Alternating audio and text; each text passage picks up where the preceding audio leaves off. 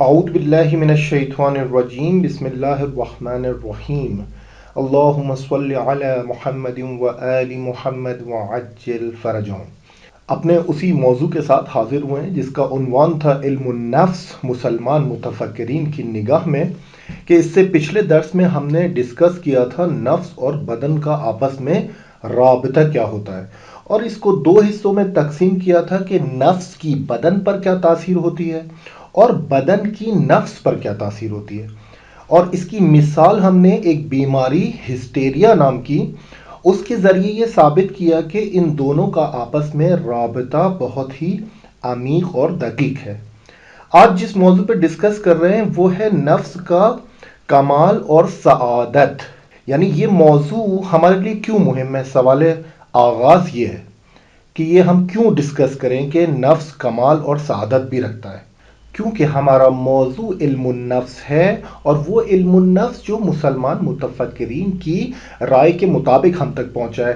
اس لیے ہم یہ سوال کر رہے ہیں کہ یہ موضوع کیوں ہے، اس لیے کہ ہم آگاہی حاصل کریں، یعنی سعادت سے ہماری مراد کیا ہے، کمال اور سعادت میں کیا فرق ہے، آیا یہ ایک ہی چیز ہیں، دو مختلف چیزیں ہیں؟ کیا ہر انسان کے اندر قابلیت موجود ہے کہ سعادت اور کمال تک پہنچ سکے یا نہیں؟ یہ ایک سوال ہے۔ ایک سوال یہ ہے کہ وہ کون سے اقدامات ہیں لازم کہ نفس سعادت تک پہنچ سکے، وہ کون سے کام کریں، وہ کون سے اقدامات کریں، کون سی ایسی شرائط ہیں جن کو ہم عملی طور پر انجام دیں کہ انسان کا نفس کمال اور سعادت تک پہنچے، اور وہ کون سے موانع، وہ کون سی مشکلات ہیں اور کون سے عوامل اور ہرڈلز ہیں جو نفس کو سعادت اور کمال تک پہنچنے نہیں دیتے۔ حقیقت کمال قرآن کی نگاہ میں کیا ہے، یہ سارے وہ موضوع ہیں، یہ سارے وہ سوالات ہیں جن سے ہم ڈسکس کر کے اس بات کو سمجھنا چاہیں گے کہ نفس کے لیے ضروری ہے کہ وہ اپنے کمال اور سعادت تک پہنچے۔ ان سوالوں کے جوابات کو حاصل کر کے ہم اپنے موضوع سے نزدیک ہو سکتے ہیں، اس کو بہتر طریقے سے سمجھ سکتے ہیں۔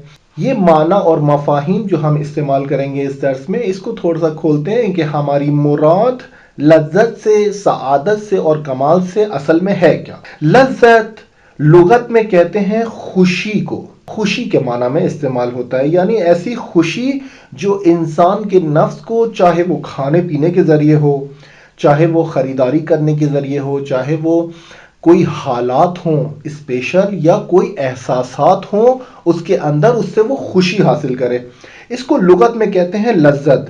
اور لذت کے مقابلے میں جو کلمہ استعمال ہوتا ہے وہ ہے علم۔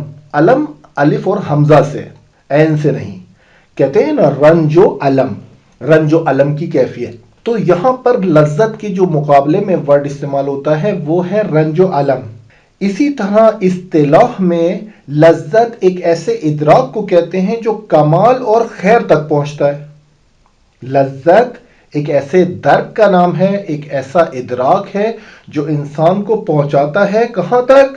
کمال اور خیر تک پہنچاتا ہے۔ آیت اللہ مصباح یزدی رحمۃ اللہ علیہ یہاں پر ایک دقیق جملہ کہتے ہیں اسی لذت کے بارے میں۔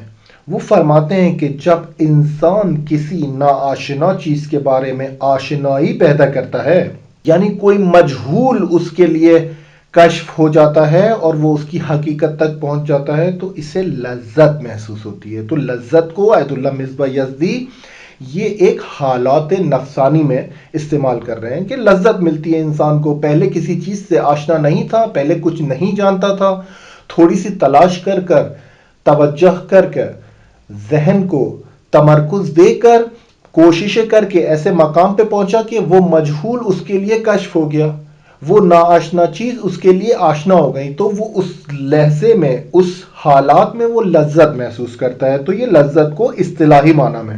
اسی طرح سعادت ہے۔ سعادت یہ بھی عربی لفظ ہے اور شقاوت کے مقابلے میں استعمال ہوتا ہے، یعنی سعید اور شقی، یا سعادت اور شقاوت۔ یہ سعادت خوشبختی کے معنی میں، خوشبختی، نیک بختی، اس کے معنی میں استعمال ہوتا ہے۔ اور اصطلاح میں سعادت کہتے ہیں کہ کوئی چیز اپنے وجود کے خیر تک پہنچ جائے، یہ بہت مہم ہے۔ یہاں پر سعادت کہ جو اصطلاحی معنی ہے وہ یہ کہ کوئی بھی چیز ہو، حتیٰ انسان کا نفس، وہ اپنے وجود کے آخری خیر تک پہنچ جائے، کیونکہ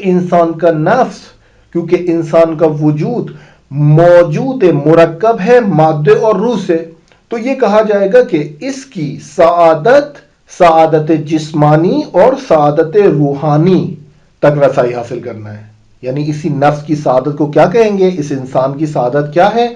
کیونکہ مرکب ہے دو چیزوں کا، اسی لیے کہیں گے کہ سعادت جسمانی پر بھی پہنچے اور سعادت روحانی تک بھی پہنچے۔ تیسرا مفہوم ہے کمال۔ کمال لغت میں کہتے ہیں اس ایسے مادے کو، اس مادے سے آیا ہے کمولا یکملو، جس کے معنی ہوتے ہیں مکمل ہو جانا۔ کملا یکملو، کامل، کمال۔ یہ واضح رہے کہ کمال کے مقابلے میں جو ورڈ استعمال ہوتا ہے وہ غیر کامل ہے، نہ ناقص۔ عام طور پر ہم ڈسکس کرتے ہیں اپنی عام طور پہ بول چال میں، ہم کہتے ہیں کہ فلان کامل ہے اور فلان کام ناقص ہے۔ نہیں، یہاں پر ہم یہ معنی استعمال نہیں کر رہے۔ جس کمال کی ہم بات کر رہے ہیں اس کو ایک مثال کے ذریعے سمجھاتے ہیں کہ ہم کس کو یہاں پر کمال کہہ رہے ہیں، یعنی انسانی کمال، یعنی نفس کا کمال ناقص کے مقابلے میں نہیں ہے، کامل اور غیر کامل ہے۔ مثال ایسے لے لیجئے کہ کوئی انسان اپنے جسم کے ایک اعضاء کو اپنے ہاتھ سے گوا دیتا ہے، ہاتھ سے کھو دیتا ہے، یعنی ایک انسان اس کا ایک ہاتھ کٹ جاتا ہے، تو طبیعی طور پر ہم اس کو ناقص سے تعبیر کرتے ہیں، غیر کامل نہیں کہتے۔ ہم کہتے ہیں کہ نقص ہے اس انسان کا، اس کا ایک ہاتھ نہیں ہے، یہ ناقص ہے۔ ہم نہیں کہتے کہ یہ انسان غیر کامل ہے، کیونکہ اس وقت ہم انسان کو کامل کہیں گے جب اس انسان کے اندر کچھ صفات حمیدہ آ جائیں، مثلا علم ہے، حلم ہے، صبر ہے، اخلاق ہے اور اس طرح کی دوسری صفات حمیدہ جب یہ انسان کے اندر اور انسان کے نفس کے اندر آتی ہیں تو پھر ہم کہتے ہیں کہ یہ انسان کمال کی طرف رشد کر رہا ہے، یہ انسان کامل ہو رہا ہے، یا یہ انسان کامل ہے، انسان ناقص نہیں کہتے۔ ٹھیک ہے، تو یہاں پر کمال سے مراد ہماری غیر کامل کے مقابلے میں ہے، ناقص کے مقابلے میں نہیں۔ اب یہاں پر ڈسکس کرتے ہیں کہ یہ جو ہم نے تین مفہوم بیان کیے، یعنی لذت اور سعادت اور کمال، ان کا آپس میں رابطہ کیسا ہے؟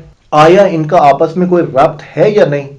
یہ تینوں مفاہیم آپس میں عزیزان ایک خاص ارتباط رکھتے ہیں۔ ہم یہ جانتے ہیں کہ انسان ایک کمال طلب موجود ہے اور اس کے علاوہ اختیار اور ارادے کی قدرت سے بھی سرشار ہے۔ یہ انسان جس کو ہم بات کر رہے ہیں، جس کا نفس ہے، نفس انسانی، یہ ایک کمال کو طلب کرتا ہے، فطرتی طور پر کمال کا خواہاں ہے۔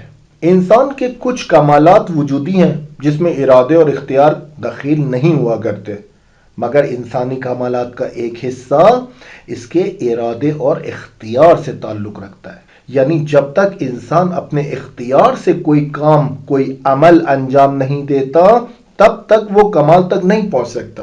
یہاں پر انسانی کمال کو دو حصوں میں تقسیم کرتے ہیں کہ ایک وہ کہ غیر ارادی طور پر کوئی کام انجام دے، اور ایک وہ کہ ارادی طور پر انجام دے، کہ سب عاقلانہ طور پر یہ جانتے ہیں کہ اس چیز کی ارزش ہے، اس عمل کی ارزش ہے جو انسان اپنے ارادے، اختیار اور نیت اور خلوص کے ساتھ انجام دے، نہ کہ غیر ارادی طور پر۔ ارادے اور اختیار کو دیکھیں، تحقق پیدا کرنے کے لیے کیا چیز چاہیے ہوتی ہے؟ کچھ مقدمات کی ضرورت ہوتی ہے۔ ارادہ اور اختیار انسان کے اندر کیسے آتا ہے؟ اور یہی مقدمات میں جو سب سے مہم ترین مقدمہ ہے وہ انسان کا انگیزہ ہے۔ اس کی موٹیویشن کس وجہ سے، اس کا موٹیو کیا ہے؟ انگیزہ انسان کا یہ وہی محرک ہے جس سے انسان کو کسی عمل کی طرف کھینچا جاتا ہے یا انسان کھینچتا چلا جاتا ہے۔ یعنی انگیزہ یعنی موٹیویشن، سیلف موٹیویشن ایک ایسی چیز ہے جو انسان کو ارادے اور اختیار کی طرف کھینچتی ہے۔ اور یہاں پر مہم ترین عامل جس سے انگیزہ پیدا ہوتا ہے وہ لذت کو حاصل کرنا ہے اور رنج و الم سے دوری کرنا۔ جو بات یہاں پر سمجھنے کی ہے وہ یہ کہ انسان لذت حقیقی کی صحیح شناخت کرے، لذت حقیقی کی صحیح شناخت، وہ لذت جو سعادت تک لے کے جاتی ہے اور انسان کی اخروی لذت میں رکاوٹ بھی نہیں بنتی۔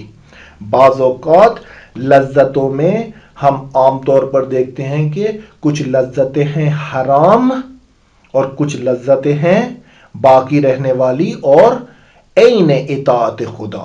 مگر جب ہم دیکھتے ہیں کہ لذت ہے، ہمیں لذت تک رسائی حاصل کرنی ہے، تو یہاں پر یہ بہت ضروری ہے کہ اس لذت کو پانے کی صحیح شناخت ہمارے اندر ہو، تاکہ ہم یہ دیکھ سکیں کہ یہ لذت کو حاصل کرنا کہیں ہماری وہ اخروی لذتوں کو تو ٹھیس نہیں پہنچائے گی۔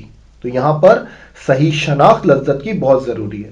سعادت کیا ہے؟ سعادت یہ ہے کہ انسان اپنی عقلی توانائیوں کے ذریعے مختلف قسم کی لذتوں کے درمیان انتخاب کرے اور ایسی لذت کو حاصل کرے جو خالق ہستی کے قوانین کے مطابق ہو، اور تحصیل لذت عین عبادت و عین اطاعت ہو، یعنی سعادت یہ ہے۔ تو ہم نے دیکھا کہ لذت، سعادت اور کمال کا آپس میں ایک گہرا ربط ہے، ایک دوسرے سے انٹر کنیکٹ ہے۔ یہ تینوں مفاہیم آپس میں انٹر کنیکٹ ہیں، یعنی ایک خاص رابطہ رکھتے ہیں ایک دوسرے سے۔